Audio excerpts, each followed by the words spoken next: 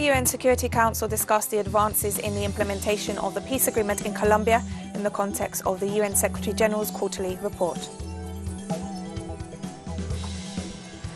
Health authorities in the United States have stressed that the city of Miami in Florida state is the new epicenter of the COVID-19 pandemic. Kenyan health authorities reported a record number of new COVID-19 cases in a single day this Tuesday. From the headquarters of Telesur English in Havana, Cuba, this is From the South, and I'm Katrina Goss. The UN Security Council this Tuesday discussed the advances in the implementation of the peace agreement in Colombia in the context of the UN Secretary General's quarterly report. The Council discussed the report submitted by the Special Envoy of the United Nations Verification Mission to Colombia. The document presented by Envoy Carlos Ruiz Massieu outlines the current situation regarding the continued assassinations of social leaders, former members of the FARC guerrilla and the threats against human rights defenders, all in the midst of the health crisis sparked by the coronavirus pandemic. The report calls on all parties to comply with the agreements whilst condemning the escalation of the armed conflict and violence in the country.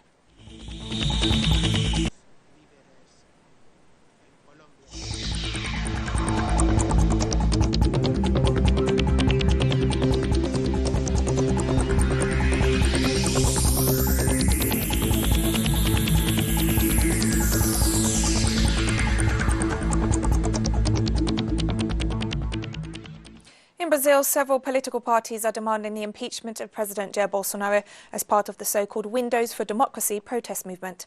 The seven-party group believes Bolsonaro should be removed from office for promoting hate messages and dismantling essential public policies in the midst of the health crisis sparked by the coronavirus pandemic.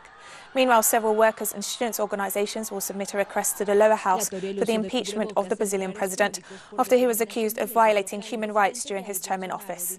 The Windows for Democracy protest movement sees people organising from their homes and virtually to denounce the Brazilian government's mishandling of the COVID-19 crisis.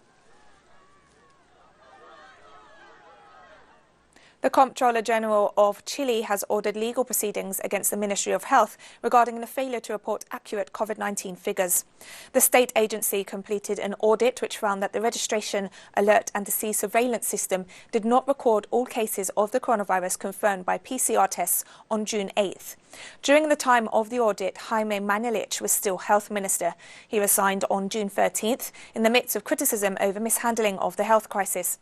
On June 9th, the Health Ministry reported over 140,000 cases, while the Comptroller's Office registered more than 177,000. That is more than 30,000 more cases than those reported by the Health Authority.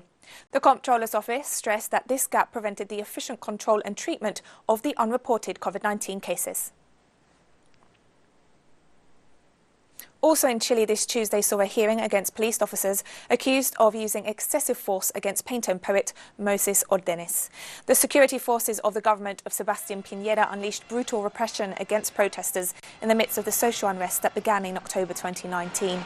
55-year-old painter Moses Ordenes was protesting in Plaza Ñuñoa on October 21st when he was brutally attacked by 12 police officers.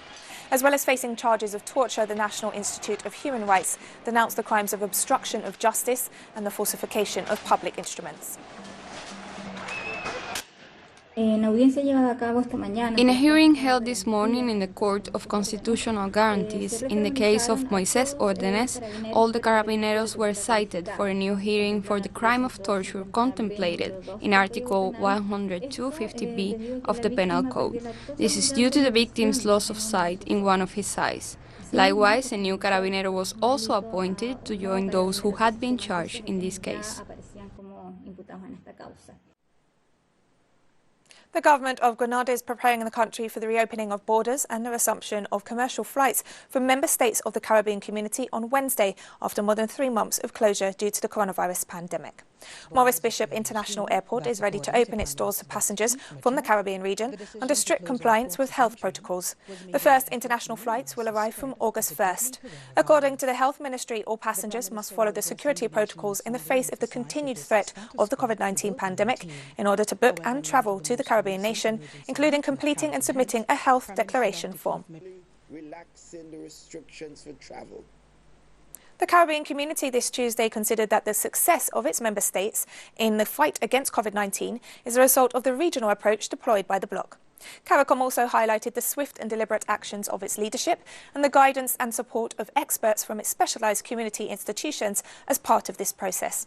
As of July 10th, the 15 CARICOM states and their 5 associate members had registered just over 9,000 coronavirus cases, 5,000 of which have recovered, and only 200 COVID-19 deaths from a total population of 19 million people. These figures have allowed CARICOM members to be considered among the best in the world in their response to the pandemic by several global bodies.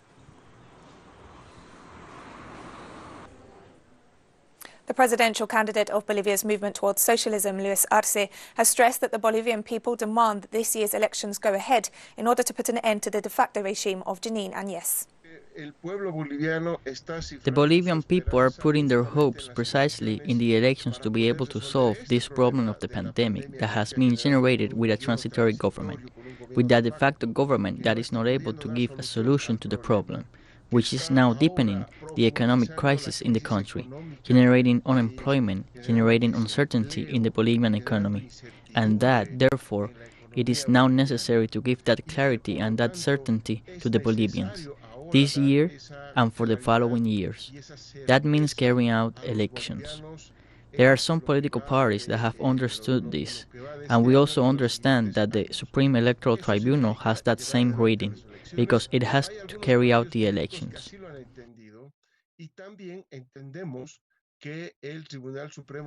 And a Bolivian politician also denounced that the right wing aims to postpone the upcoming general elections.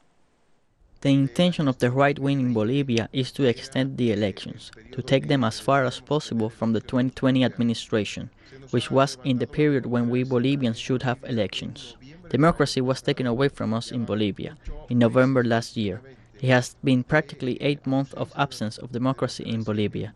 And this is very important to mention because, for example, Mr. Quiroga is now already proposing as a strategy to kick off the elections later on. And we're taking a very short break now, so don't go away.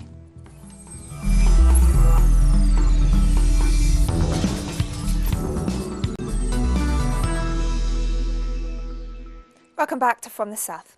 Health authorities in the United States have noted that the city of Miami in Florida state is the new epicenter of the COVID-19 pandemic in the country. The news was announced by infectious disease experts at Florida International University. Referring to the rapid spread of the virus in this region of the United States, specialists highlighted that the current situation is similar to that which was seen in the Chinese city of Wuhan 6 months ago. Over the last 48 hours, 28,000 new cases have been confirmed in Florida state, although authorities have not announced any new measures to contain the spread of the virus. In this context, US President Donald Trump continues to insist on the reopening of schools across the country to allow parents to go back to work. The Director General of the World Health Organization stressed on Monday that the Americas continues to be the epicenter of the COVID-19 pandemic. 230,000 cases of COVID-19 were reported to WHO. Almost 80% of those cases were reported from just 10 countries, and 50% come from just 2 countries.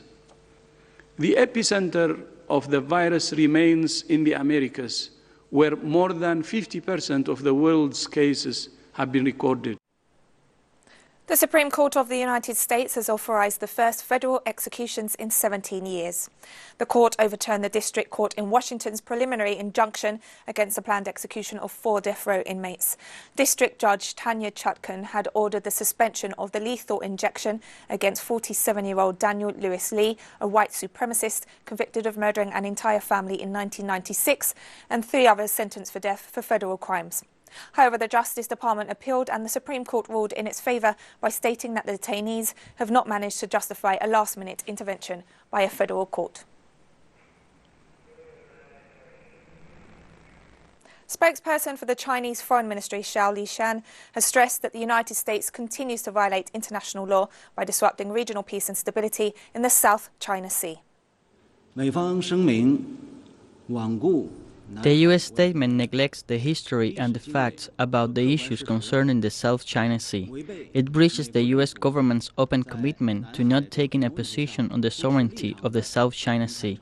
It violates and distorts the international law, stirs up the territorial and maritime disputes, disrupts regional peace and stability. It is very irresponsible. We deplore and firmly oppose the U.S. wrong practice, and we urge the U.S. to stop stirring up troubles on issues concerning the South China Sea. It should not go further down the wrong path. China will continue firmly safeguarding our sovereignty and security. In accordance with law, we will firmly safeguard our cooperation with regional countries and firmly safeguard peace and stability in the South China Sea. Floods across central and eastern China have left more than 140 people dead or missing as major rivers and lakes have reached record levels. China has ramped up flood relief efforts in the eastern Shaanxi province as continuous rainfall has inundated farmland and buildings, causing extensive damage to property and threatening lives. The Ministry of Emergency Management mobilized 1,000 professional rescuers from surrounding areas on Monday in order to support the flood relief and rescue efforts in the area of Pongyang Lake. Chinese authorities have also allocated a number of relief supplies, including 5,000 blankets, towels, folding beds and 2,000 tents to local communities. As of Monday, over 5,300 villagers had been evacuated. Chinese President Xi Jinping said Tuesday that China stands ready to work with Thailand to cement solidarity and cooperation among regional nations and safeguard development and prosperity in the region. Xi made the remarks in a telephone conversation with Thai Prime Minister Prayut Chan-o-cha. The Chinese president noted that his country would like to share its experiences in fighting COVID-19 and enhance cooperation in the research and development of drugs and vaccines. The Chinese president also pointed out that China-Thailand relations have a profound basis and great potential. Since the beginning of this year, the two countries have overcome the impact of the pandemic and have continued to promote bilateral cooperation with growth in bilateral trade. Health Secretary of the United Kingdom, Matt Hancock, has announced that face coverings will be compulsory in shops and supermarkets in England from next week in a major U-turn on previous policy. We've therefore come to the decision that face coverings should be mandatory in shops and supermarkets. Last month, we made face coverings mandatory on public transport and in NHS settings. This has been successful in giving people more confidence to go on public transport and to a hospital setting when they need to. Under the new rules, people who do not wear a face covering will face a fine of up to £100 in line with the sanction on public transport. And just as with public transport, children under 11 and those with certain disabilities will be exempt. And Londoners have reacted to the UK government's decision on the use of face masks. I think it's about time. I think we're probably 2-3 weeks behind in doing it. I know that there are some exceptions. People who are asthmatic, for example, might have problems with it, but as long as those exceptions are catered for, I don't have any problem with it at all. That's the only time that people will listen, when they hear they have to pay if they're not going to wear it. So yeah, I agree. They should be fined if they're not wearing it. People across North Macedonia cast their ballots on Tuesday during the second day of voting in the country's general elections. North Macedonia is holding its first parliamentary election under its new name this week, with voters heading to the polls despite an alarming spike in coronavirus cases in the small nation. Voting began on Monday with election officials carrying ballot boxes to the homes of voters suffering from COVID-19 or in quarantine.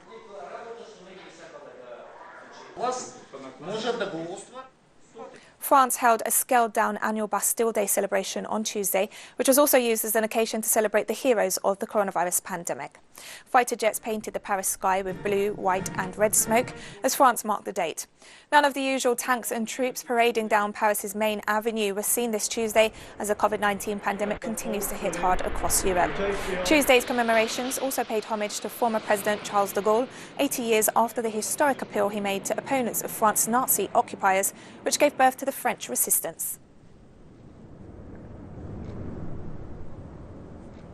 NASA's most advanced Mars rover, Perseverance, will be launched from Earth on July 30th.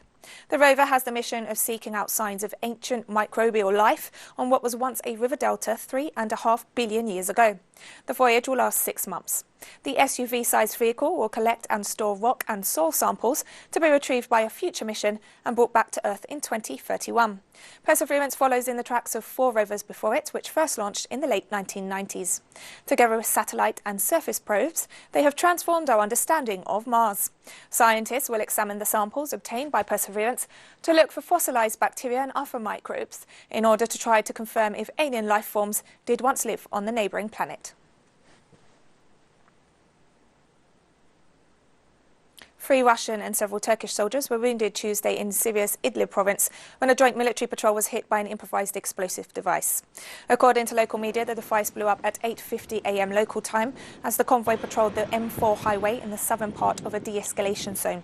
Russia and Turkey launched the joint patrols along the M4 in March, following a ceasefire agreement aimed at stopping heavy fighting in and around Idlib province, the last major stronghold of anti-government and terrorist forces in Syria. And we have more stories coming up after this final short break, so stay with us.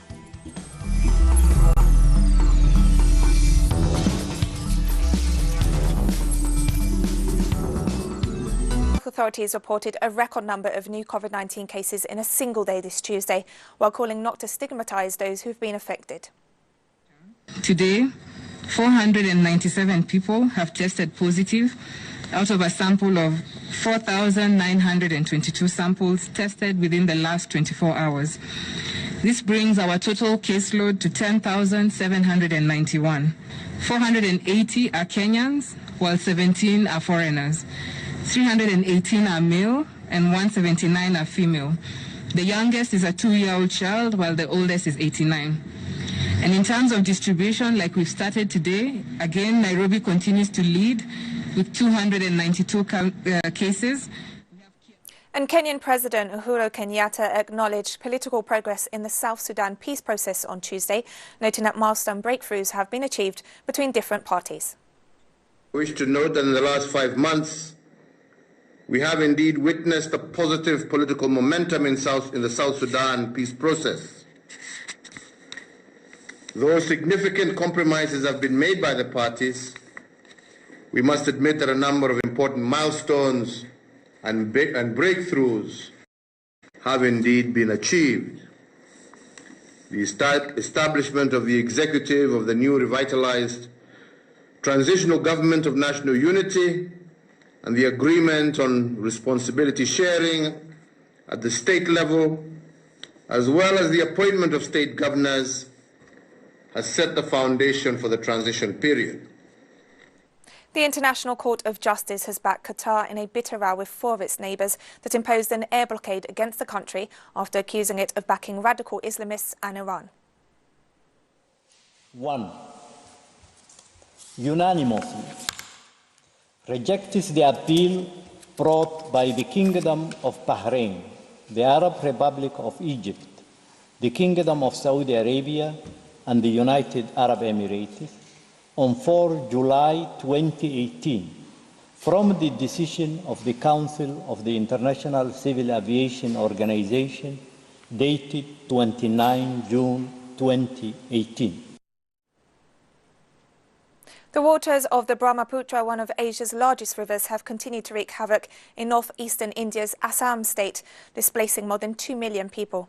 Authorities in the state confirmed 77 deaths due to floods and mudslides since the beginning of the rains late last month, and said vast areas were still underwater, with 26 of the state's 33 districts badly affected. Thousands of people were seen taking shelter on Tuesday on a raised river embankment after being displaced from their submerged homes in central Assam's Morigaon district. The Brahmaputra River, which flows through Tibet, India and Bangladesh, burst its banks in Assam late last month, inundating large areas of the state. The trial of a Malian jihadist accused of demolishing shrines in Timbuktu and unleashing a reign of terror began at the International Criminal Court on Tuesday. Al-Hassan Aj Abdul Aziz has been charged with war crimes, crimes against humanity, rape and sexual slavery. The charges cover a period when Islamic fundamentalists exploited an ethnic Tuareg uprising in 2012 to take over cities in Mali's volatile north. The jihadis, who swept into Timbuktu, destroyed its historic shrines with pickaxes and bulldozers. Built between the 5th and 12th centuries by Tuareg tribes, Timbuktu has also been dubbed the city of 333 saints who were buried there during the Islamic Golden Age. On behalf of Mr. Alassane today. Police used tear gas to disperse thousands of protesters in the capital of the Democratic Republic of the Congo, Kinshasa, on Monday. The protest came 4 days after 5 people were killed in banned demonstrations over the appointment of a new election chief. According to local media, protesters gathered in Lumumba Boulevard, one of the city's main avenues, marching around a vehicle carrying opposition leader Jean-Pierre Bemba. The protests were triggered by a decision by the National Assembly, dominated by supporters of former President Joseph Kabila, to appoint Ronsard Malonda as chairman of the Independent National Electoral Commission. Campaigners say Malonda has played a historic role in rigging elections in favour of Kabila, who was succeeded in January last year by Felix Tshisekedi. The World Health Organization reported that 20 people have died from Ebola in the Democratic Republic of the Congo since the outbreak of the disease on June 1st. The WHO detailed in its latest report that the nation currently has 49 cases, of which 46 have been confirmed in lab tests, while 3 are likely cases of infection, and 11 people have overcome the highly contagious disease. This is the 9th time that the DRC is facing an Ebola outbreak. The last time was during the second quarter of 2018, when 54 cases were registered and 33 people died, with 21 surviving the disease. And we've come to the end of this news brief, but you can find these and many other stories on our website at telesurenglish.net. You can also join us on social media, Facebook, Twitter and Instagram. For Telesur English, I'm Katrina Goss, and thank you for watching.